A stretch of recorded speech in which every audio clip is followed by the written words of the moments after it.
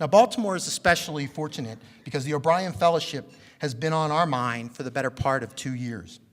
I was excited about the program as soon as I heard about it from O'Brien Fellowship Director Herbert Lowe when we met at an editors' conference in Chicago. He told me about the financial resources provided, how a veteran reporter would work on a public service journalism project, how the reporter could travel to tell the story, how they'd work with Marquette students on the project, how an intern from Marquette would come back to your newsroom for the summer and work on the project, and how your news organization would be asked to publish the investigation. So as soon as I heard about it, I was sold, even if we weren't chosen as a fellow.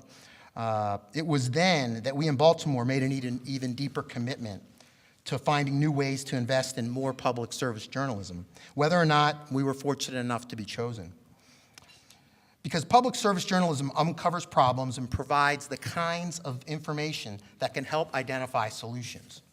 And for news organizations in America's largest cities, we believe that transparency of the many challenges facing our communities is how leaders can put actions in place to solve these problems. O'Brien and all that it stands for pushed us to believe that we could find the resources for the journalists who had the best ideas, and it pushed us to be more creative in how we're pursuing those ambitions for our public service journalism. It's a cornerstone of what can be accomplished if you have the right ideas and are looking for ways to provide solutions. And we can't thank Marquette or the O'Brien Fellowship enough for that. So really, just look at what you've done here. Look at the articles in the back of the room, the panel discussions. Look at all the people around you.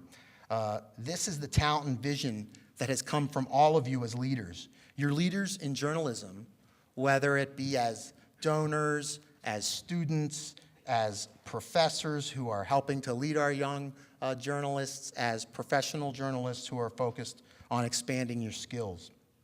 And really anybody else who simply cares that having a vibrant press is an important part of our world. You have started something here that I believe could and should be a model for so many other institutions. Despite the gloom and doom you hear about journalism and how the economy has disrupted it, that's a boilerplate description that shortchanges an industry that I believe remains so important and relevant. Every business has changed thanks to technology during the past several years. Who could have predicted how we shop today, how we catch a ride today, how we watch television and movies, how we make reservations at restaurants, to name just a few. And most importantly to all of us, how we've consumed news has changed and will keep changing. And I believe we should embrace that rather than pining for the past. And we should thank and invest in institutions like Marquette for preparing students to deliver news for the next generation. In short, the businesses that haven't adapted aren't here. So while it's easy to complain that this industry is not what it used to be, we should champion the fact that we have changed to better meet the demands of our readers. And thanks to technology, we have more tools than ever to tell stories, deliver information, and hold institutions and leaders accountable. People want to be informed and surprised by the information that we're uncovering in their communities.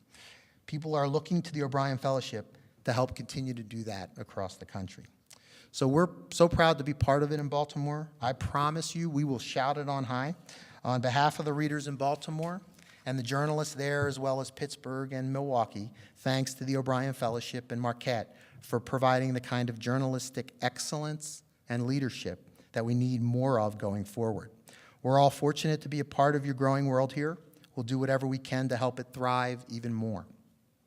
But thanks so much to all of you for having the vision to inspire a new crop of journalists and to reinvigorate so many veterans in this fast-changing industry. So thank you.